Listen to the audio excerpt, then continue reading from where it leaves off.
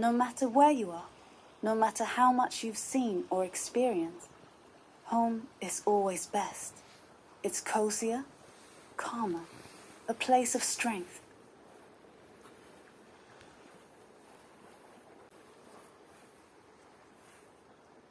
The world is wide, the journey far, but home's the constant guiding star, where walls embrace and hearth fires glow, a strength, a peace that all hearts know.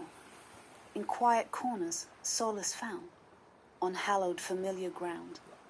Home's harbor, safe from life's rough sea, a haven for eternity.